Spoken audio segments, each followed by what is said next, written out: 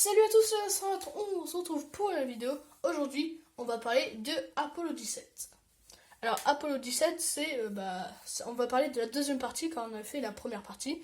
Et là, on va parler des autres expériences scientifiques sur le sol lunaire, le décollage, le séjour sur Terre, et ça sera fini. Et après, on fera une troisième vidéo pour expliquer le retour sur la Terre et ce qui est après le programme, après ce qui a suivi, les résultats scientifiques, etc.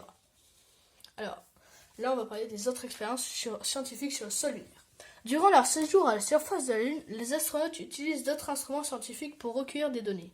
Le rover lunaire emporta un gravimètre qui doit permettre de mesurer les variations du champ de gravité lunaire sur les différents sites étudiés au cours des excursions des astronautes. L'instrument SEP permet de mesurer les propriétés électriques du sol lunaire à différentes profondeurs. La sonde à neutrons est chargée de déterminer le volume des neutrons captés par le régolithe lunaire. Le détecteur de rayons cosmiques est destiné à mesurer le nombre et l'énergie des particules lourdes ou très énergétiques du vent solaire.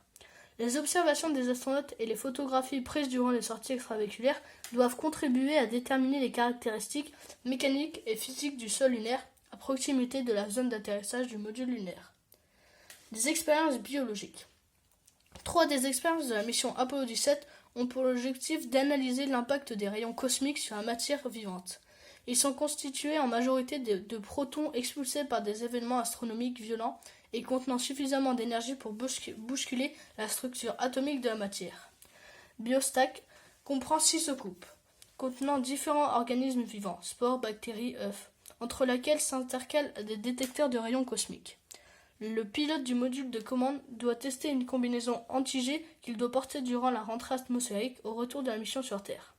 Tout au long de la mission Apollo 17, sauf durant leur séjour sur le sol lunaire, les astronautes sont soumis à une expérience portant sur les gains et les pertes métaboliques. À cet effet, ils doivent notamment prélever quotidiennement un échantillon de leur urine qui est analysé au retour sur Terre. Les autres expériences. D'autres expériences ou recueil des données à objectifs scientifiques sont réalisées dans le module de commande. Le radiomètre infrarouge et le spectromètre ultraviolet sont utilisés.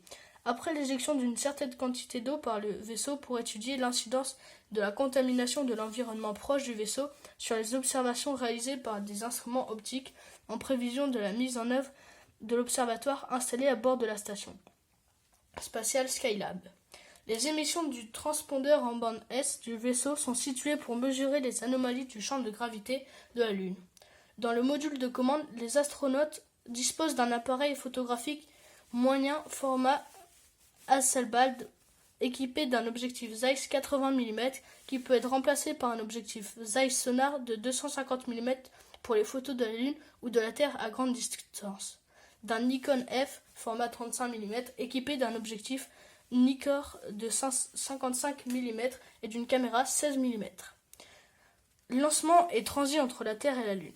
Décollage de la mission Apollo 17 le 7 décembre 1972. La fusée Saturn V emportant le vaisseau Apollo 17 décolle du centre spatial Kennedy le 7 décembre 1972 à minuit 33 minutes et 51 secondes. Après une première interruption du compte à rebours à 30 secondes du lancement qui s'avère due à un problème technique mineur, malgré leur tentative, un demi-million de personnes font le déplacement pour observer le lancement. Ce sera le seul décollage nocturne d'une mission Apollo. La mise en orbite terrestre se déroule sans incident. Le séjour sur la Lune. Cernan et Schmitt séjournent 3 jours complets sur la Lune, ce qui est le maximum autorisé par les réserves de consommables emportées par le module lunaire. Ils vont effectuer au cours de cette période 3 sorties extravéhiculaires sur le sol lunaire d'une durée totale de 23 heures et 4 minutes. Apollo 17 est la 3e et dernière mission consécutive à faire usage du rover lunaire mis au point dans le cadre du programme Apollo pour le déplacement des astronautes.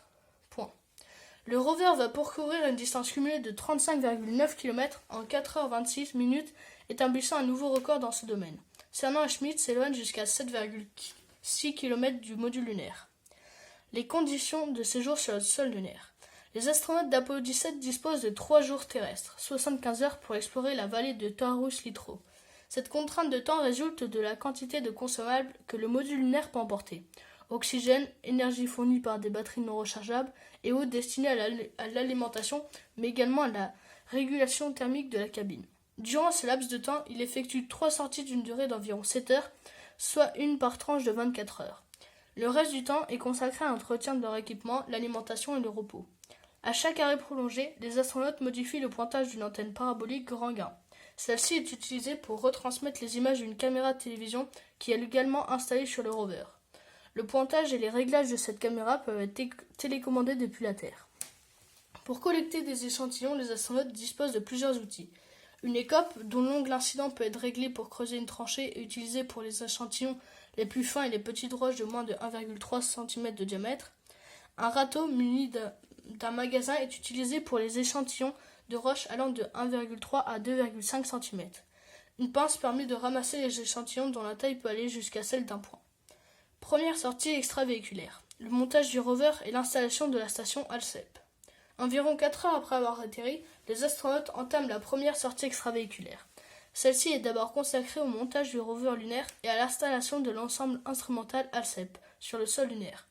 Le site retenu pour le déploiement de Alcep est situé à 185 mètres à l'ouest-nord-ouest et du module lunaire. Selon le planning, ces deux tâches doivent prendre 4 heures. Le cratère Steno.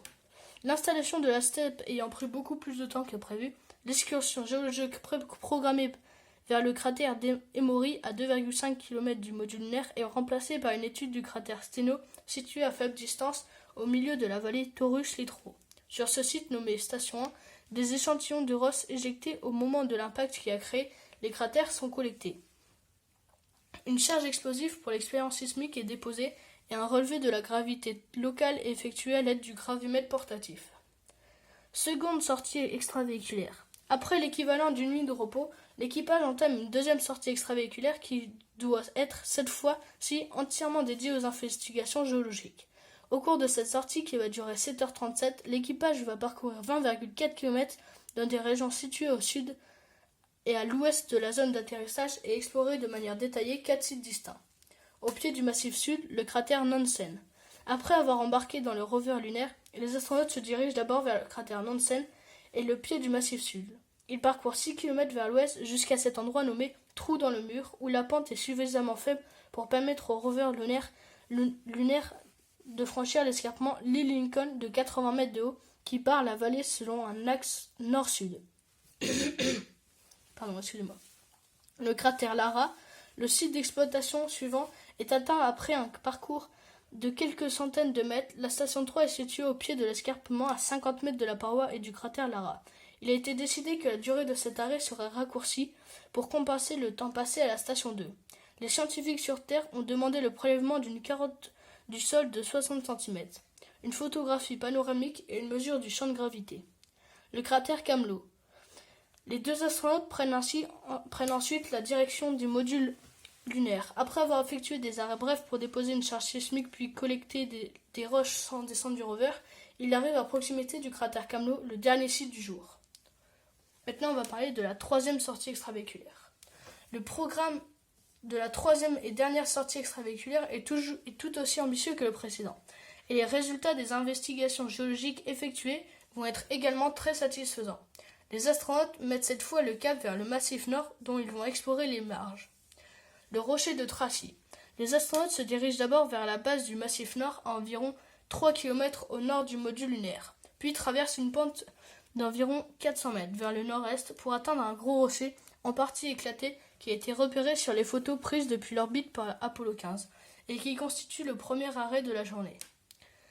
Sculptured Hills, les collines sculptées, est un relief situé au nord-est du module lunaire. Aucune formation géologique intéressante n'a pu être repérée sur les photos prises depuis l'orbite et le choix de la zone d'exploration est laissé à l'impression de Schmitz et Cernan.